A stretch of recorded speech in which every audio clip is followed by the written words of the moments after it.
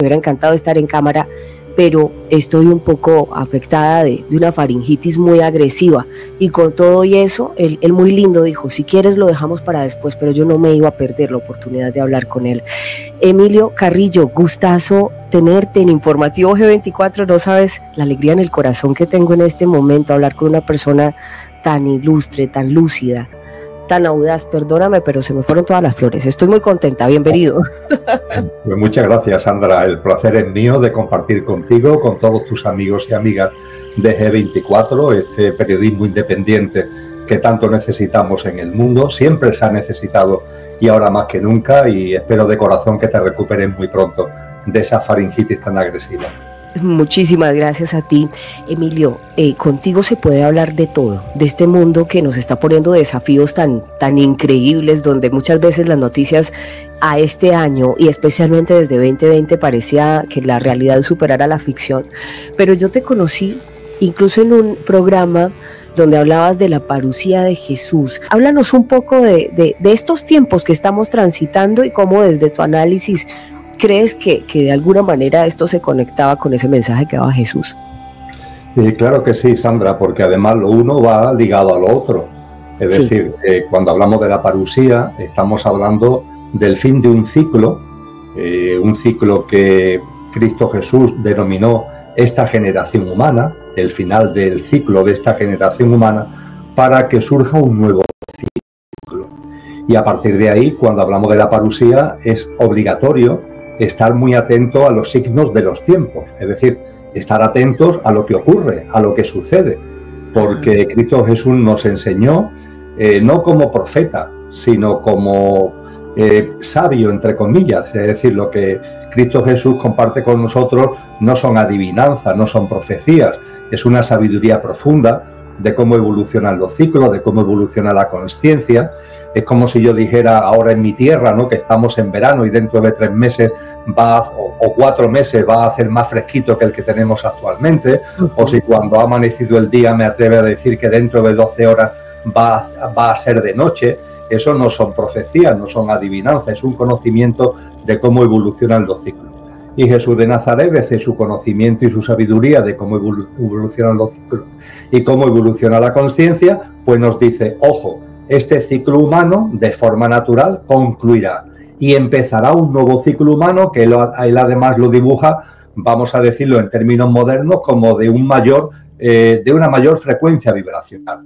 Podríamos decir que más acorde con lo que ya late en el corazón y brilla en las almas de tantas personas que deseamos un mundo mucho más humano, en el mejor sentido de la palabra, un mundo mucho más armónico, un mundo que viva en simbiosis con la naturaleza y con la madre tierra, etcétera, etcétera. Él nos dice, el ciclo actual, que está muy marcado por lo egoico, por lo egocéntrico, entrará en un proceso de tumultos, un proceso como un parto, ¿no?, de removimientos, de contracciones, y cuando eso suceda, nadie sabe ni el día ni la hora porque no se puede meter en el calendario, con lo cual estar atentos a los signos de los tiempos, estar atentos a las señales, y cuando veáis esas señales, daros cuenta de que está el parto en pleno funcionamiento y estamos a las puertas del alumbramiento de una nueva humanidad. Con lo que la parusía, como final de un ciclo e inicio de un nuevo ciclo humano, va ligado inexcusablemente a estar atento al signo de los tiempos. Lo cual también, y concluyo, Sandra, es muy interesante porque a veces todo lo que tiene que ver con la espiritualidad se entiende como una especie de meterse hacia adentro, ¿no? Y desde luego la espiritualidad tiene un componente importante, muy importante, de mirada interior. Ahora bien, no te puedes quedar ahí, tienes que mirar hacia afuera, tienes que comprender lo que está ocurriendo en el mundo y a partir de ahí interpretar las señales para percibir, como nos enseñó Cristo Jesús, si estamos ya entrando en el proceso final de un ciclo humano. Así lo percibo yo, atendiendo a sus enseñanzas, para adentrarnos después de un parto con los removimientos y las contracciones que conlleva a un nuevo ciclo humano. Así que parusía y actualidad, parusía, espiritualidad y estar atento a lo que ocurre en el mundo van de la mano. Sí, y de hecho cuando yo te escuché la primera vez que hablabas de la parusía de Jesús, a mí me trajo mucha paz en el corazón porque te lo voy a contar y le cuento a los analíticos, era un momento donde los confinamientos en el mundo estaban más agresivos que nunca, estábamos en toda esta incertidumbre que generó la pandemia, que dejó pues además mucha incertidumbre, muchas personas que estaban incluso quebrándose. Y cuando yo escucho a Emilio Carrillo hablando de la parucía de Jesús, te lo tengo que confesar, o sea, me diste un alivio en el corazón escucharte. Desde ese momento siempre quise entrevistarte, mi sueño era siempre conocerte, y mira cómo es la vibración que tú dices, que hace un año exactamente estaba en Miami y me habla Leonor García y me dice, te quiero invitar al programa, vas a compartir con Emilio Carrillo. Yo no lo podía creer porque te estaba conociendo y hoy estás aquí con nosotros.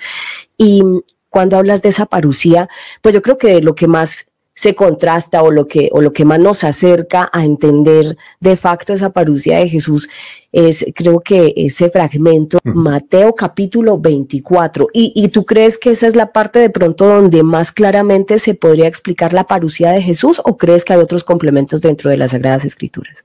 Sin duda ninguna, el capítulo 24 de Mateo es muy concreto y muy profundo. Ciertamente hay otras partes, ¿no?, de las Escrituras donde se aborda esto. También encontramos referencias de esta tipología en Lucas o en Marcos, no digamos ya en el libro de las Revelaciones o Apocalipsis, pero desde un punto de vista de concretar, de que en una lectura, entre comillas, no demasiado larga, se nos den las señales y las pistas fundamentales, sin duda ninguna eso lo encontramos en el capítulo 24 de Mateo, y podríamos decir que su colorario, que es un colorario muy bello, que es una parábola que se encuentra en el capítulo siguiente, el capítulo 25, que es el de las 10 mujeres que están ahí, con cada una con su lámpara de aceite, que es una preciosa metáfora del alma de cada uno. Sí. Cada mujer, cada persona en definitiva está llamada a echar aceite a su lámpara, se echa aceite a la lámpara del alma con nuestros comportamientos, con nuestras conductas. Hay 5 mujeres que no le están echando aceite a la lámpara, hay otras 5 que sí, y las que le están echando aceite a la lámpara porque están llevando una vida más consciente y más comprometida con nuestro verdadero ser, alertan a las otras 5, oye, echar aceite a la lámpara porque este ciclo no va a durar siempre. De hecho, se va a abrir un ciclo nuevo, va a llegar el novio, ¿no?, que es la figura metafórica que se usa, se va a abrir la puerta del banquete nupcial y solamente podremos entrar después de ese, cuando se abran las puertas, que es la parusía, solamente sí podremos participar en ese nuevo ciclo, en ese nuevo estadio de la humanidad, aquellos que tengamos un mínimo, no hace falta tener la lámpara llena, pero sí un mínimo nivel requerido de aceite. Y bien, hay 5 que están como distraídas, entretenidas, y hay 5 personas, 5 mujeres que están llevando a cabo esa práctica de vida, y finalmente llega el final del ciclo, y con la parusía y el corte, de ahí también que los evangelios le den el nombre de cortamiento, porque unos sí y otros no, y los sí o los no, no se trata de que nadie nos juzgue, esto no va de juicio, esto no va de que nadie nos castigue ni nos premie, no, esto va de cada uno, de su forma de vivir, y la nueva humanidad irá en sintonía con una frecuencia vibracional más alta, como antes compartía, y será vivida por aquellas personas, es decir, aquellas almas encarnadas, con el nivel de aceite mínimo requerido, con una visión de la vida y una forma de desplegar y entender la vida acorde con esa nueva vibración, y las que no, pues no podrán participar en ese nuevo ciclo humano. Y como tú muy bien dices, esto no se nos enseña. Cristo Jesús no nos quiere meter miedo, dicho coloquialmente, ¿no? No, ni nos quiere anunciar un castigo. Hay mucha confusión con relación a esto, Sandra.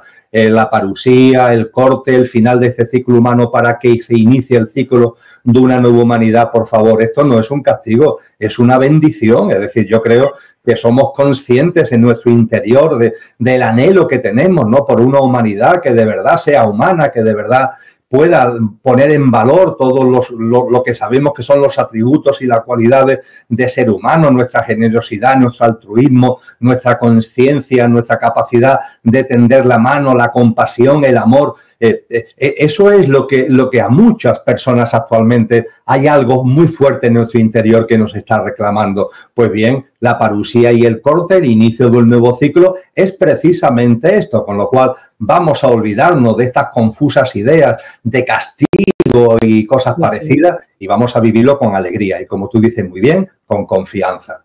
Claro, y de hecho lo mencionaba mucho cuando nos invitaba a sentir primero el reino de los cielos dentro de nosotros y que luego lo veríamos afuera. Y este final de los tiempos que dicen muchos es más que nada esa transición a esa nueva humanidad que la logrará, como tú muy bien lo explicas, solo quienes estén en esa conciencia. De hecho, y ya para ir transitando a estos temas que nos atañen hoy, veíamos la semana pasada y antepasada, Emilio, estuve muy atenta contándoles de esos cambios que se están dando al interior de la Tierra, al mismo geomagnetismo que se está presentando y la primera evidencia científica que conocimos a partir de Eric Hunt, que decía que efectivamente el geomagnetismo de la Tierra está conectado con nosotros. O sea, sí están existiendo cambios y todo esto hace parte de ese tránsito a esa nueva humanidad con mayor conciencia, como lo dices tú. Ciertamente, hay que tener en cuenta que cuando hablamos de un ciclo humano de una mayor frecuencia vibracional, nos podemos preguntar, bueno, ¿y esto cómo se come? ¿No? ¿Esto cómo se plasma? Bien, ahí va a haber un elemento clave que es la frecuencia vibracional de la Tierra, de la propia Madre Tierra. La Madre Tierra va elevando su frecuencia vibracional, lo va haciendo lentamente, es como un gota a gota que va llenando un vaso y la parusía representaría el momento en el que hay una nueva gota que desborda el vaso. Y ese desbordamiento del vaso supone que la Madre Tierra pase a una frecuencia vibracional superior, como en clave musical podremos decir que de mi pasamos a fa, y a partir de ahí, aquellas almas encarnadas, aquellos seres humanos, que vibremos ya por nuestro estado de conciencia, por nuestra forma de entender y de vivir la vida, vibremos en esa clave fa, pues estaremos en sintonía con la nueva Tierra, con la Tierra restaurada y formaremos parte de la nueva humanidad. Con lo que efectivamente, además de lo que está pasando en el mundo, es decir, además de lo que está ocurriendo a esta humanidad, de las contracciones, los removimientos sociales, económicos, etcétera, que son propios del parto que dará lugar al nacimiento de la nueva humanidad, además deberíamos estar muy atentos precisamente a lo que la Madre Tierra nos va mostrando. Ese geomagnetismo que tú comentas, todo lo que tiene que ver con las fuerzas naturales que se están poniendo de manifiesto. Y hay un hecho que ahora mismo ya no admite discusión. Esta mañana precisamente leí un informe en una revista científica donde, bueno, cerca a muchos kilómetros, pero mucho más cerca de lo que yo estoy, está lo que se llama la anomalía del Atlántico Sur. Es un tema que pocas personas conocen, pero es una enorme zona que va desde la cordillera de los Andes hasta Sudáfrica, que se dice pronto, una enorme zona, una especie de gran nube, entre comillas, donde no se sabe por qué motivo el electromagnetismo de la Tierra se ha reducido enormemente. Es decir, la fuerza magnética de la Tierra desde la cordillera andina hasta Sudáfrica ha disminuido de una forma tan ostensible que al disminuir el electromagnetismo terrestre, la protección hacia la radiación solar disminuye y esa zona se ha convertido en una zona, entre comillas, peligrosa para los satélites que a 500 kilómetros circuitan la Tierra porque están mucho más predispuestos a la afectación por las radiaciones solares. Pues bien, sin que se sepa el motivo, eso existe y ya os digo, es una zona inmensa, basta ponerlo en el mapa desde la cordillera andina hasta Sudáfrica, pero no solamente eso, es que la debilidad del campo magnético va a más y la extensión del campo magnético se está extendiendo. No se conoce el motivo, la ciencia sabe lo que está ocurriendo, pero no sabe el por qué está ocurriendo y posiblemente sea una señal de que en el núcleo de la Tierra y a la Madre Tierra está ya viviendo un removimiento vibracional que empezamos a ver sus síntomas, aunque desconozcamos todavía lo que está detrás de esos síntomas. Pues fíjate que ese informe cae de perlas porque justo la semana pasada fueron varios capítulos mirando todo ese tipo de fenómenos y nos dejas hoy sorprendidos. No sabíamos que incluso esa extensión que va desde los Andes hasta Sudáfrica también está afectada y me picaste la curiosidad, voy a ir a buscar el informe. Vale la pena. Anomalías del Atlántico Sur y ya te digo, ha aumentado en el último registro que se ha hecho. Está aumentando 20 kilómetros al año y está también aumentando desde el punto de vista de que la debilidad del campo magnético es cada vez mayor. Increíble. Además que les quiero contar a los analíticos, Emilio Carrillo, además de ser un gran escritor y conferencista, él es economista, ¿no? O sea, un poco hemos vivido en distintas etapas de la vida como ese llamado. Yo, analista geopolítica, y de repente nos empieza a llamar como el alma, como de lo político a lo humano o de lo económico a lo humano, y empezamos a ver todos esos fenómenos de comportamiento de la humanidad, y eso sí con siempre la buena fe, la intención y la esperanza de que seamos mejores o la mejor versión de cada uno, de esa nueva humanidad que viene en camino. Antes de meternos al Congreso, ¿cómo estás viendo el mundo? ¿Por qué cada vez más personas con todo este tema de guerras, incluso quienes hemos sido periodistas de toda la vida, estamos como en esa otra búsqueda? ¿Qué nos está pasando? Porque tú transitaste el camino primero. Ciertamente yo tuve una época muy larga de mi vida, yo conmigo mismo me entiendo y yo lo llamo mi época kármica. Tuve que gestionar karma, relaciones de causa y efecto que venían de vidas anteriores, es así como me lo explico a mí mismo, y sí. Fue un cuarto de siglo, es decir, no fue ninguna broma, en el que estuve muy metido en lo que fue la docencia universitaria, una vida académica, pero compaginada con gestión pública y con responsabilidad política. Y con un compromiso político fuerte, entre comillas. Todo eso hay un momento determinado que quedó atrás, y quedó atrás no por fracaso, sino por éxito. Es decir, precisamente fue el éxito el que me llevó a percibir que esa forma de vida no me daba plenitud, que había algo en mi interior que estaba reclamando algo que era más sencillo, pero a su vez más potente, y a partir de ahí orienté mi vida por otros derroteros, con cariño y respeto a todo lo que hice, porque me sirvió, pero también dándome cuenta, Sandra, de que lo que tiene que ver realmente con la vida ya no casa para nada con lo que llamamos política. Esa es la realidad.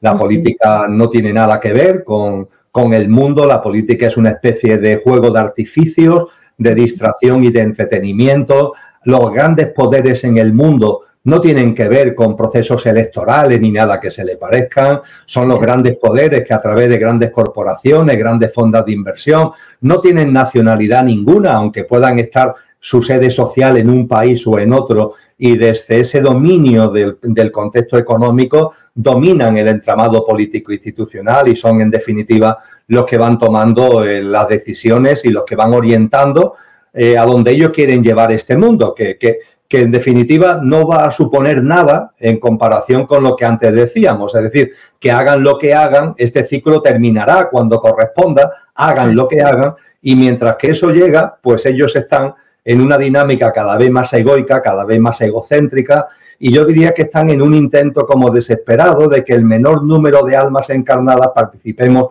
de la nueva humanidad. Y ahí andan, Sandra. Y con este telón de fondo, pues es muy interesante lo que estamos viviendo, porque visto con objetividad, visto sin que nos turbe emocionalmente, porque tenemos que vivir la actualidad con esa confianza de la que antes hablábamos, incluso con esa alegría, aunque también con mucha compasión, ¿no?, por las personas que lo están pasando tan mal y que no entienden lo que está ocurriendo o que están viviendo en sus carnes, por ejemplo, un conflicto bélico, ¿no? Entonces hace falta mucho amor y mucha compasión también. Pero desde luego cuando vamos observando con objetividad lo que está ocurriendo, pues es interesante. Es decir, es interesante, por ejemplo, por irnos a un tema muy concreto, no se ha cumplido, entre comillas, todo lo que la Organización Mundial de la Salud tenía en su agenda, pero se ha dado un acelerón enorme en lo que son sus objetivos. Naciones Unidas ha convocado la denominada Cumbre del Futuro, que todo eso son apretones que van dirigidos a el establecimiento de un sistema de gobernanza mundial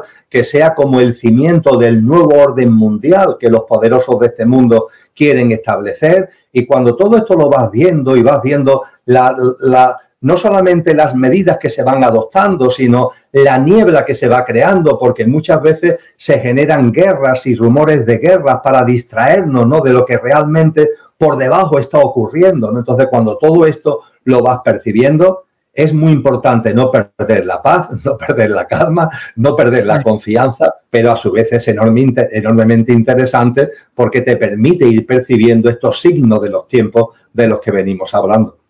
Claro, y tú, dentro de todos esos cambios que uno va viendo a partir de las agendas que se están dando entre las instituciones y demás, que sí que vienen como de una especie de parón, porque yo creo que desde el 2022 hubo como un despertar masivo de conciencia en el mundo. De hecho, cuando nos conocimos, hablábamos de cómo varios países estaban con algidez social y todo esto, protestando contra ciertas medidas que consideraron muy restrictivas. Y entonces hubo como un frenón, lo voy a llamar así, un frenazo en seco, por parte de ciertas agendas de las instituciones, pero luego estamos viendo que también dicen que las constelaciones están similares, parecidas a la época de la Revolución Francesa, pero no, eso es otro tema, no nos vamos a enrollar por allá, pero sí que desde lo pragmático, lo económico, lo político, lo geopolítico, les vemos afán por revivir ciertas medidas. ¿Tú crees que viene otra pandemia? Como hay gente que está preguntándose que de pronto viene otra pandemia. El escenario, yo creo que es sencillo, fíjate, me atrevo a decir, Sandra, que es sencillo de definir. Los poderosos de este mundo, para la configuración de ese sistema de gobernanza mundial, del nuevo orden mundial al que antes hacía referencia, han tomado una fecha como fecha de referencia, que es el 2030. Todo es 2030, la Agenda 2030, cuando cualquier cosa en tecnología, cuando tiene que estar terminado el despliegue de satélites del 5G, 6G, el 2030, cuando vamos a cualquier elemento, vamos a llamarle macro a nivel mundial, siempre la fecha que aparece es el 2030, es la fecha de referencia para el establecimiento del nuevo orden mundial.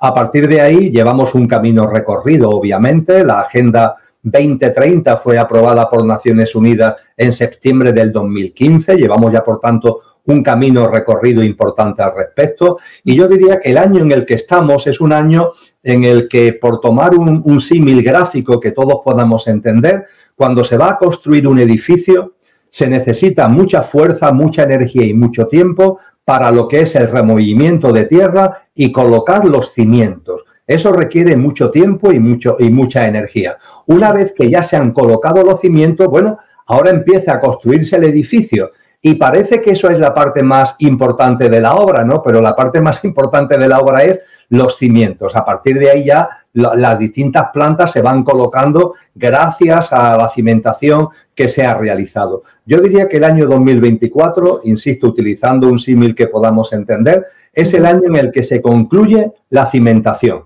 Esa cimentación del edificio que debe estar construido definitivamente, culminado en el 2030, el 2024 es la culminación de la cimentación. Y a partir de ahí lo que iremos viendo del 2025 para adelante es cómo van subiendo las plantas hasta llegar al 2030 que configuran el edificio del nuevo orden mundial. Creo que esta imagen gráfica nos puede ayudar.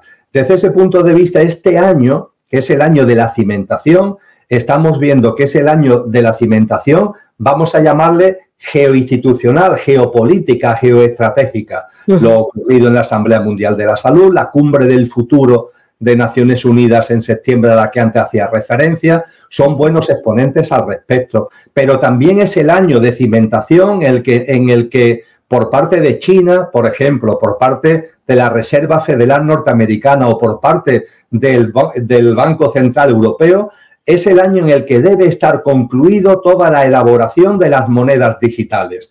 Es decir, el yuan digital, el dólar digital, el euro digital, tienen que estar ya, ser una realidad para poder ser lanzado, es decir, todo lo que está por debajo, no todo el entramado tecnológico, operativo, financiero que está por debajo de las monedas digitales. Eso no significa que vaya a desaparecer el dinero físico todavía, pero sí que a partir del 25 la moneda digital va a empezar a aparecer con cada vez con más fuerza. Esto se está cimentando y terminará su cimentación en el año 2024. En Europa será a través de una aplicación que ya en el año 25 los europeos llevaremos en el móvil, que además será una especie no solo de monedero digital, sino también de app de identificación, donde llevaremos los datos de nuestro pasaporte, la tarjeta sanitaria, el carnet de conducir, etcétera, etcétera, etcétera.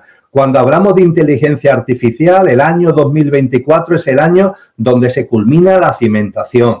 Me atrevo a decir que no somos conscientes, Sandra, de lo que vamos a ver en nuestra vida doméstica. en nuestros electrodomésticos, en la televisión, las transformaciones tan espectaculares que vamos a ver de la mano de la inteligencia artificial en nuestros móviles, en nuestros ordenadores, a partir del año 25, porque este año 2024 se está concluyendo la cimentación de todo lo que supone esa tecnología artificial y virtual. Y podría seguir con otros muchos ejemplos. Este año 2024 es la culminación de una tarea para ellos fundamental, que es los pilares y la cimentación del edificio, y a partir de ahí lo que iremos viendo en los próximos años es las plantas que se van a ir cada vez siendo más visibles, pero que si no fuera por la cimentación sería imposible. En ese escenario puede darse lo que Naciones Unidas, es decir, no estamos hablando de conspiranoia, Naciones Unidas en marzo del 2023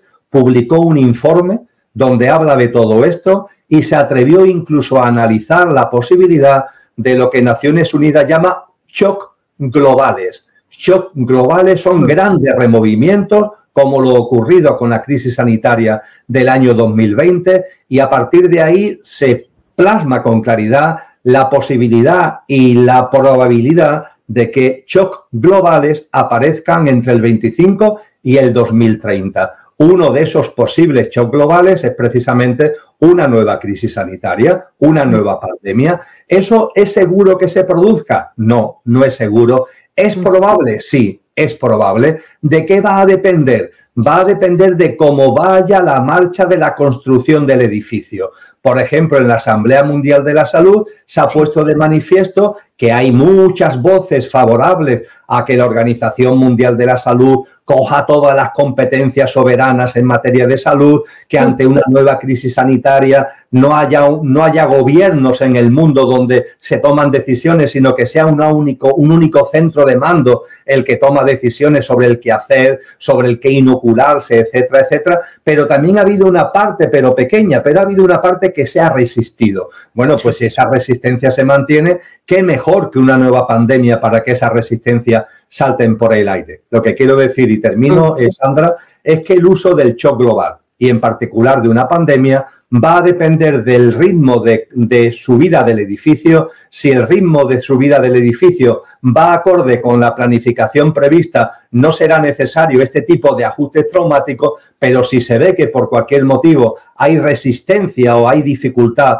para que este edificio suba para arriba, no hay ningún tipo de duda que pandemias y otros shocks globales serán utilizados como una manera de meter miedo, de meter inseguridad, de meter incertidumbre, que es la mejor forma de que todos digamos sí, de que todos agachemos la cabeza y de que la construcción del edificio se culmine en los plazos previstos.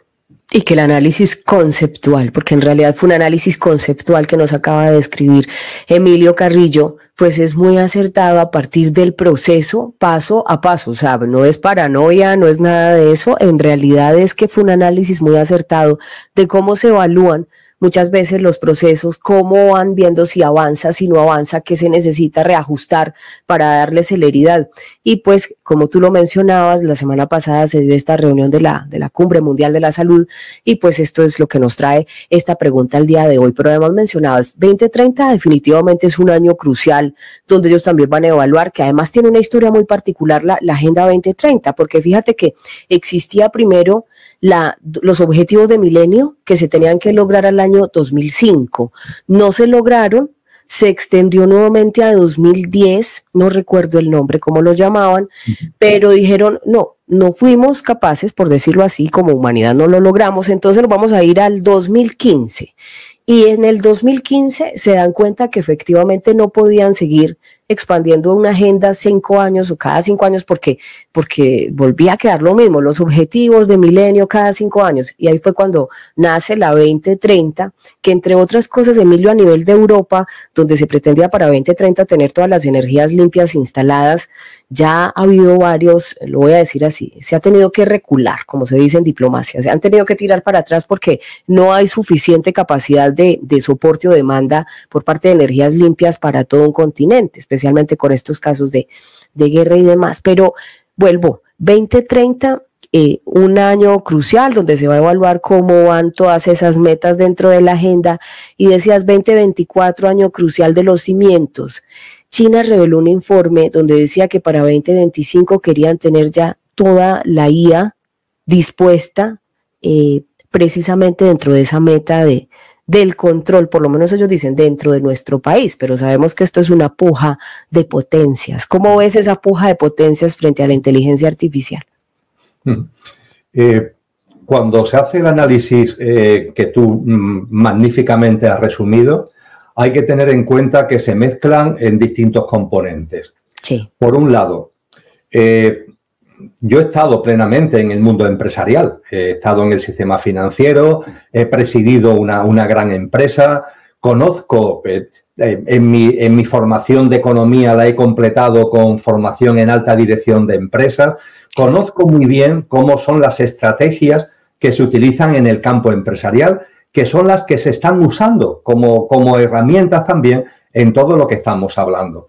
Entonces, en la estrategia empresarial hay un elemento muy importante que son los apretones, los acelerones. Es decir, el poner por delante algo que tú sabes que es imposible alcanzar, pero que al ponerlo ahí como objetivo provocas un acelerón donde avanzas mucho más de lo que de otra forma hubiera sido posible. Es decir, sabes tú que no vas a llegar al 100, pero si te pones como objetivo 100 para tal año, no vas a llegar al 100, pero vas a llegar a un 70 o a un 80, que si no hubieras puesto el 100 como objetivo, te hubieras quedado en un 30 o te hubieras quedado en un 40. Esto es lo que estamos viviendo. La OMS, por ejemplo, la Organización Mundial de la Salud, hizo un programa de máximos, un programa que decía que todas las competencias de salud tenían que estar en su mano, que había que hacer un tratado de pandemia donde ya a partir de ahora incluso el cambio climático se incorporara dentro del tema de la salud, y hace un programa de máximos. Ese programa de máximo, con la clausura ya celebrada de la Asamblea el pasado sábado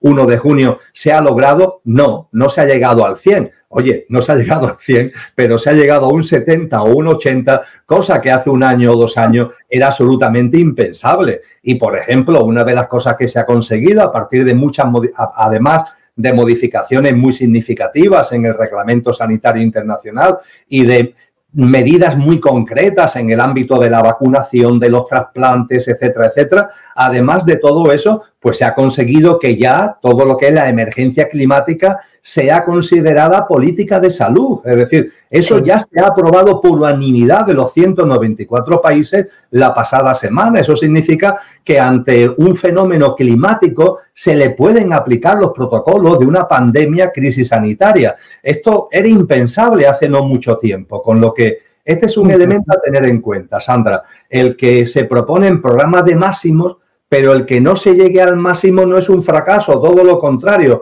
es un éxito, porque ha habido que poner el listón muy alto para llegar a un nivel 8 que de otra forma ni por casualidad se hubiera alcanzado. Esto es muy importante tenerlo en cuenta.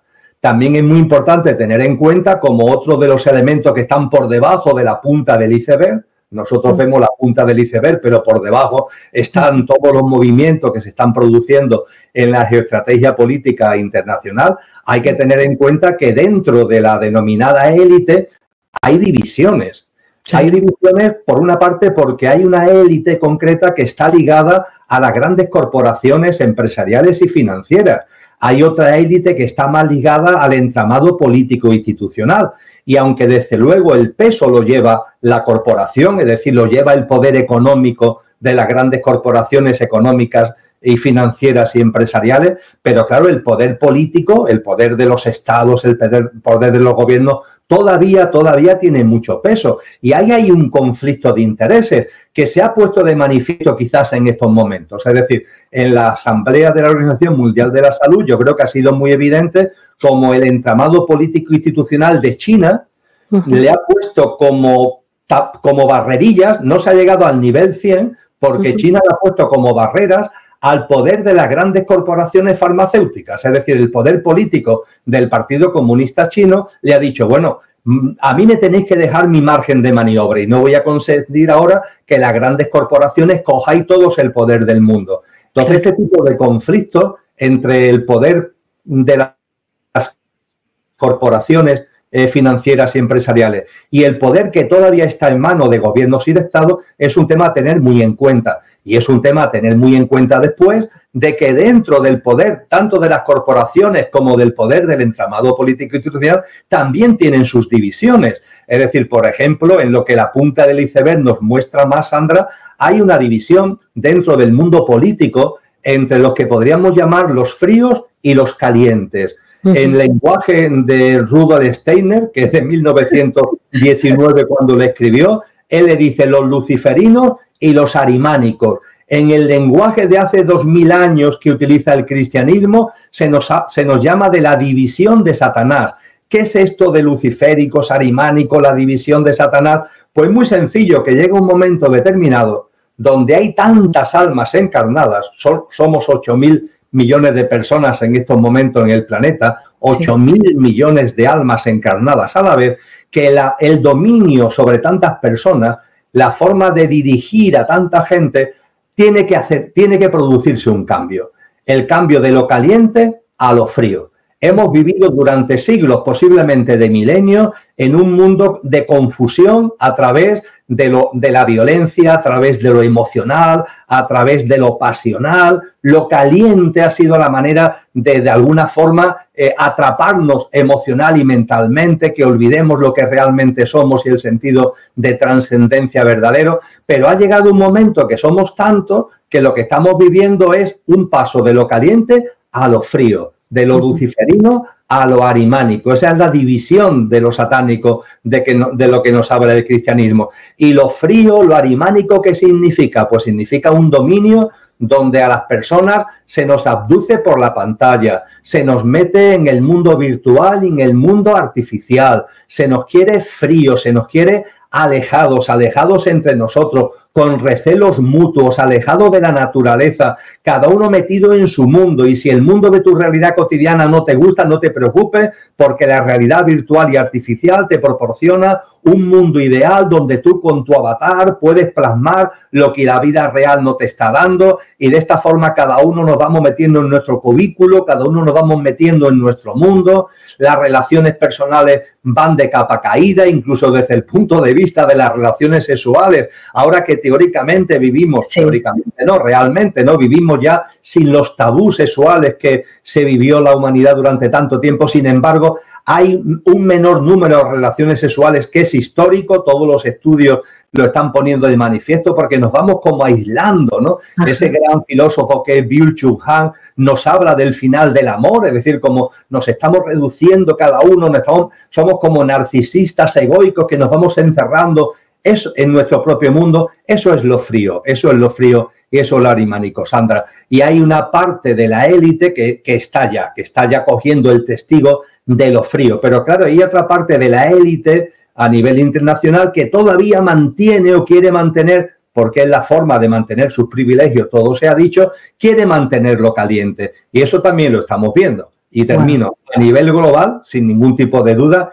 China, es decir, lo que es China, lo que es el gobierno chino representa maravillosamente lo frío, maravillosamente, y sin embargo, puestos a buscar qué es lo que representa lo caliente, lo encontramos sin ningún tipo de duda en Donald Trump, ¿no? Creo que son dos buenos referentes para entender qué es lo frío y entender qué es lo caliente, pero sabiendo que hay un movimiento de fondo donde lo caliente cada vez va teniendo menos peso y lo frío, tecnología, mundo virtual, mundo artificial, eso, reclusión de cada uno en su propio mundo, alejamiento y recelo de los demás, eso es lo que prima, y es ahí a donde nos quieren llevar en ese nuevo orden mundial que tiene la construcción del edificio el 2030 como fecha de referencia. De cómo se presentan ciertas divisiones dentro de la élite, bien sean las corporaciones, las empresas tecnológicas, que también tienen un poder enorme a hoy en día, y por supuesto el poder político, que sigue ahí de facto teniendo una influencia muy, muy fuerte. Nos estabas explicando esos dos modelos entre frío caliente, terminando con dos muy buenos ejemplos. El señor Trump como la parte caliente, sí, que mueve pasiones, que todavía pues de alguna manera hace que la gente se sienta viva, lo voy a mencionar así, y un poco también la influencia de China desde ese poder tecnológico que nos está aislando. Pero es que dijiste algo que me encantó, y es como en este momento con un mundo más interconectado la gente se siente más sola, pero al mismo tiempo sin tantos tabúes, por ejemplo, de tipo sexual, la gente también está prefiriendo aislarse y estamos entendiendo incluso tendencias como los asexuales. ¿Qué nos espera? Una humanidad también donde vamos a tener el desafío de personas menos emocionales, más frías y más egoístas. Ciertamente, vamos a denominarlo así, porque es como lo han llamado ellos hace mucho tiempo, el nuevo orden mundial. En ese nuevo orden mundial se nos quiere efectivamente fríos, es decir, personas desde un punto de vista emocional y mental, frías, que nos vayamos aislando del mundo, que nos vayamos aislando de los demás y, lo que es más importante, nos vayamos aislando de nosotros mismos desde la perspectiva más importante, el nosotros mismos entendido como la parte imperecedera, el componente imperecedero que todos tenemos. Se nos quiere aislados e incluso de nuestro verdadero ser, es decir, aferrados a nuestro personaje. Es como si yo creyera que soy solamente Emilio, punto, y que cuando Emilio termine, todo termina, y a partir de ahí ir entrando en un egoísmo y en egotismo exacerbado, donde lo importante es que Emilio dure el mayor tiempo posible y donde todo lo que me rodea es una amenaza para que Emilio dure el mayor tiempo posible, incluso los demás, porque los demás pueden esconder una bomba, porque los demás pueden tener un virus que me pueden contagiar, porque los demás son potencialmente peligrosos, y a partir de ahí yo me tengo que recluir en mi reducto, un reducto además donde yo puedo, entre comillas, teóricamente ser feliz, porque la técnica, la tecnología me ofrece unas prestaciones que me permiten tener sucedáneos, no es la realidad, pero sucedáneos de la realidad que a mí me gustaría vivir, y de esa forma encerrarme en un callejón sin salida, donde la tecnología es lo que prima y el vivir más años a costa de lo que sea, porque no creo que haya nada más, una vez que termine, no creo que haya vida después de la muerte, y a partir de ahí la teórica salud, que va unida a un desempoderamiento, porque es poner todo en las manos del sistema sanitario y de la industria farmacéutica, pero sin embargo me preocupa mucho la salud, aunque me desempodere de la propia salud, y las tecnologías se convierten en los grandes referentes. Podríamos decir, Sandra, buscando otra metáfora, que cuando se olvida lo trascendente, cuando lo trascendente se expulsa, eso es lo que quiere este sistema, eso es lo que pretende el denominado transhumanismo, una prevalencia enorme del artificial para que olvidemos lo que somos, nos convertimos en infrahumanos, matamos a Dios, no entendido como un señor de barba blanca, sino entendido como la visión trascendente de la vida, con todo lo que implica, y como matamos a Dios, construimos unos becerros de oro. Y los becerros de oro son la tecnología y la salud. La salud en desempoderamiento, pero una enorme preocupación por la salud y por intentar vivir más años a costa de lo que sea, y unas tecnologías que me permiten recluirme en un mundo que, si lo pensamos, es ridículo, pero en donde mi narcisismo se encuentra a salvo y donde puedo medianamente sentirme bien para pasar los días que tengo por delante. Y esa es la oferta que todos los días se consolida sin darnos cuenta. O sea, se está consolidando cada vez más esa oferta. Me refiero a lo siguiente: un sistema donde nos vamos aislando, donde empezamos a percibir incluso amenazas en el otro. Esto lo estoy hablando metafóricamente, o sea, como el tema de alguna manera esa paranoia de es que la salud y el virus que viene del otro y el otro me puede dañar y la tecnología me mantiene a salvo. Y entonces ahí nos llevas a un campo muy interesante que tiene que ver con el transhumanismo, y es cuando empezamos a jugar, lo decía Harari, algo así como de animales a dioses, donde empezamos incluso entre naciones a competir en sus ejércitos, cuáles tienen los soldados mejor adaptados, con incluso dispositivos tecnológicos, pero al ritmo de nosotros los ciudadanos de a pie comunes y corrientes es un poco cuando ya vemos los biohackers o aquellos garajes donde la gente ya se está implementando o implantando dispositivos que para ver lentes es decir, lentes que le permiten una visibilidad a no sé cuántos kilómetros. Hablemos un poco de ese panorama que todos los días nos está abordando como una oferta, pero que se está consolidando cada vez más. Es que ese panorama, Sandra, tiene ya nombres y apellidos. Es decir, estamos hablando de algo que no es una teoría, sino que es una realidad. Ajá. Y es algo que, como tú muy bien dices, se está plasmando cotidianamente y está avanzando a un ritmo bastante acelerado. El transhumanismo nos vende la tecnología, lo virtual, lo artificial, como un éxito evolutivo. Es todo lo contrario. Convierte al ser humano en infrahumano, como antes decía, porque nos hace olvidar el componente más importante de lo que somos, que es aquello de ti y de mí que no va a morir cuando acontezca lo que denominamos muerte. Pero eso se borra para que estemos solamente atentos a nuestro personajillo, en mi caso, al Emilio Beturno. A partir de ahí se nos pone a nuestra disposición, eso sí, tienes que tener capacidad adquisitiva, punto 1. Y punto 2, lo iremos viendo cada vez más, cumplir con los requisitos de control que el sistema impone, porque si no cumple con esos requisitos de control, aunque tengas capacidad adquisitiva, no podrás usar esa capacidad adquisitiva. Esto no es ninguna ficción, está pasando ya en países como China, donde el tú poder viajar al extranjero no depende si tienes o no capacidad adquisitiva, sino que se te autorice por un sistema de control social, por un sistema de puntuación de ese control social, que tú puedes hacer desplazamientos al extranjero o no puedes salir al extranjero, o incluso el margen de maniobra que tienes para moverte dentro del propio país. Todo depende de la puntuación que tenga y también de esa puntuación de control social, con un sistema de millones de cámaras que hacen un seguimiento permanente a todo lo que cada ciudadano hace. Esto no es la película o la novela basada en la película basada en la novela de Orwell en 1984.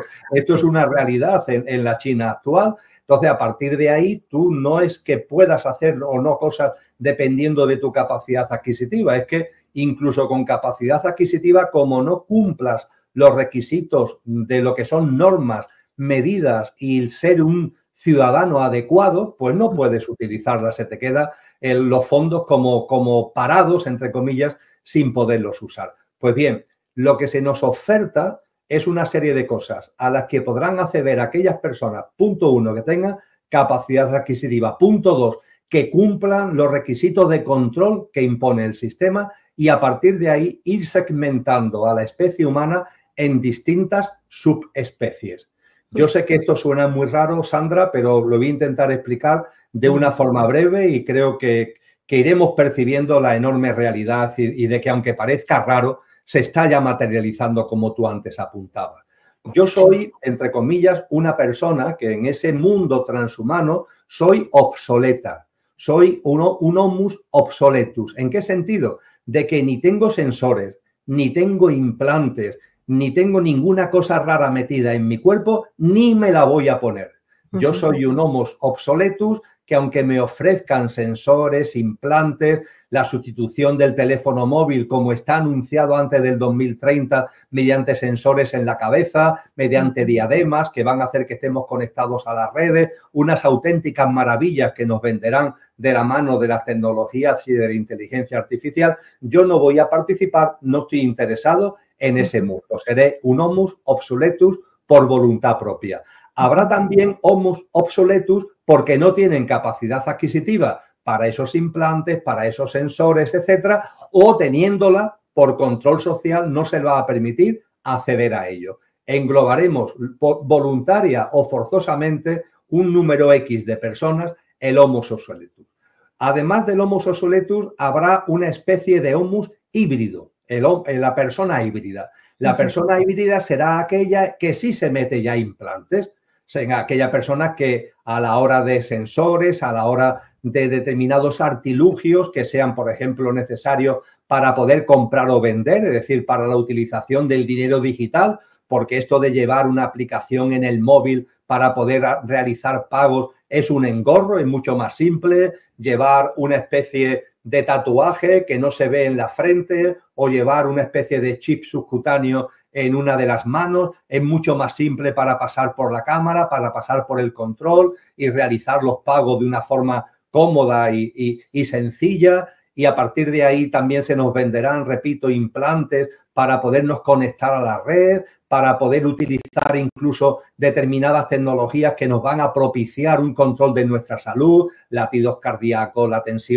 tensión cardíaca, análisis continuo de cómo estamos desde el punto de vista de salud. Y habrá muchas personas que se meten dentro estos implantes y estos híbridos, porque voluntariamente lo quieren y porque tienen capacidad adquisitiva suficiente y se le permite que lo puedan hacer. Será el Homus híbrido. Pero es que además del Homo híbrido habrá una nueva especie humana. Ellos quieren que haya una nueva especie humana que será, por así decir, la más elaborada, que es la persona editada, el Homus editado, que son los superbebés. Esto a lo que ya muchos papás y mamás se están apuntando. Es decir, que el niño o la niña, incluso desde la propia gestación, sean ya objeto de una serie de controles, sean ya objeto de una serie de interferencias, de una serie de intromisiones genéticas para asegurar que sean sanos, para asegurar una esperanza de vida larga, etcétera, etcétera. Entonces saldrán al mundo ya como una especie de superhombres donde ya lo híbrido lo llevarán incluido desde el propio feto y se irá simplemente mejorando y perfeccionando a lo largo de su vida. Y ese Homo obsoletus, ese Homo híbridos y ese Homo editatus subdividirá a la especie humana, es lo que se quiere, en tres grandes especies. Lo que los privilegiados quieren es ser Homus editados, es decir, si ellos ya no lo han podido ser, que sus hijos sí lo sean y que en la medida de lo posible ellos se puedan incorporar el mayor número de implantes que garanticen alargar la esperanza de vida a costa de lo que sea y la forma que sea. Pero lo más importante, y concluyo, Sandra, no es tanto los temas tecnológicos y concretos materiales que he compartido, sino la visión del mundo que hay detrás. Una visión del mundo en donde lo importante soy yo, una visión del mundo donde los demás no me importan o están en una escala tan secundaria que es como si no me importaran absolutamente nada, una visión del mundo donde, por supuesto, la naturaleza, la madre tierra no se computa y con ella se hará lo que haga falta porque lo importante soy yo y todo está a mi servicio. Y, desde luego, una visión del mundo donde yo soy este Emilio, nada más que Emilio y solo Emilio, y cualquiera que se le ocurra pensar en que hay algo trascendente, que hay un alma, como decíamos anteriormente, que el ser humano tiene una dimensión espiritual, todos los controles de cámara, de sensores, de conexión a la nube, alertarán que hay por ahí una persona que tiene ideas raras, una persona que está enferma, auténticamente enferma mental, porque tiene una visión trascendente de la vida y que hay que actuar debidamente porque se puede convertir en un peligro para los demás, en un peligro social. Estoy siendo muy coloquial en mis expresiones, no quiero ser catastrofista porque, insisto, lo que hablábamos al principio, yo tengo mucha confianza en la vida y estoy muy alegre porque percibo que estamos entrando en un momento decisivo de final de un ciclo para que se inicie otro ciclo mucho más elevado vibracionalmente, pero es verdad que estamos en el parto y en los removimientos del parto estamos viviendo y vamos a vivir todas estas cosas. Digamos que este es el diagnóstico, es análisis en proyección y sí, es un diagnóstico porque nada es traído de los cabellos, es lo que estamos viendo todos los días y de ahí viene la confianza y es esa otra parte de la humanidad que es capaz de ver lo que está pasando y que en cambio se aferra más que nada a la fe, a buscar el propósito internamente, a tratar de, y por eso abríamos con la parusía de Jesús que tú muy bien nos explicabas, era cómo invitaba en esos tiempos de tribulación a estar más conectados con esa esencia divina de la creación del Padre, ¿no?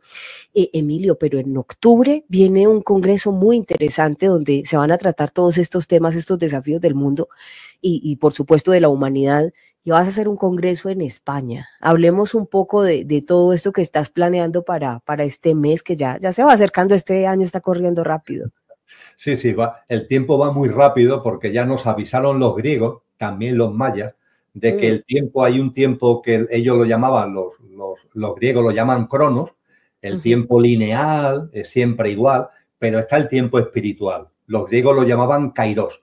Y el tiempo espiritual tiene que ver, se activa, por así decir, cuando se acerca el final de un ciclo. Y Kairos frente a la linealidad de Cronos, Kairos se caracteriza por la aceleración, el tiempo cronológico es el mismo, claro, los minutos son minutos y las horas son horas. Sin embargo, al acelerarse el tiempo espiritual, hay una percepción de que todo va más rápido, aceleración y removimiento. Los mayas lo llamaron tiempo, al tiempo cronológico, y no tiempo, porque ya no cabe ser medido en calendario, a lo que los griegos clásicos llamaron kairos. Y estamos en plena aceleración del tiempo, efectivamente. En esa plena aceleración del tiempo, ese otoño del año 2024, otoño en el hemisferio norte, está ahí a la vuelta de la esquina.